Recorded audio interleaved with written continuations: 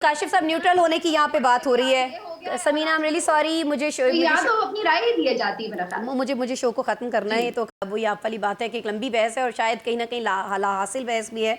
काशिफ साहब मैं आपकी तरफ आना चाहूँगी। आईनी बेंच की बात हो रही थी, हर सूबे में से एक जज होगा, तो कहीं ना कहीं हम देख रहे होंगे कि ये बेंचेस जो हैं ये अब न्यूट्रल होंगे, जिस तरह से सहाफ़ियों के न्यूट्रल होने ना होने की बात हो रही है सर।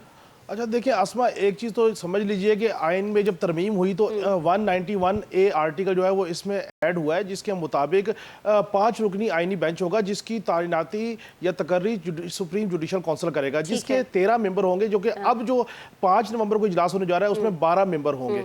इन 12 मेंबर्स ने तय करना है कि सुप्रीम जुडिशल जो आइनी बेंच है, और जो 8-4 की बात है वो अल्टीमेटली जो नॉमिनेशन हुई है उस पॉइंट ऑफ व्यू से है। अब इसमें देखें हर प्रोविंस से जब एक चीफ जज होंगे तो देखना यह कि पंजाब में जो है वो कौन से जज हैं। पंजाब के 6 जजेस हैं जो अब तक सुप्रीम कोर्ट बैठे, जिसमें सबसे सीनियर मंसूर शाह साहब है और दूसरे नंबर पे अमीनुद्दीन है। इसके अलावा जो है आयशा मलिक साहिबा है, शाहिद वहीद साहब है, शहजाद अहमद मलिक और सीनियरिटी के अलावा ये देखा जाएगा कि किसकी जो वोट है वो ज्यादा है, अक्सरियत या मुतफिका तौर पे। इसी तरह इस्लामाबाद से अकलौते जज अतर मिल्ला साहब हैं, इनकी तवक्को है कि ये आईनी बेंच का हिस्सा होंगे। सिंध से सीनियर 3 है, मुनीब अख्तर और मोहम्मद अली मजहर दूसरे नंबर पे है।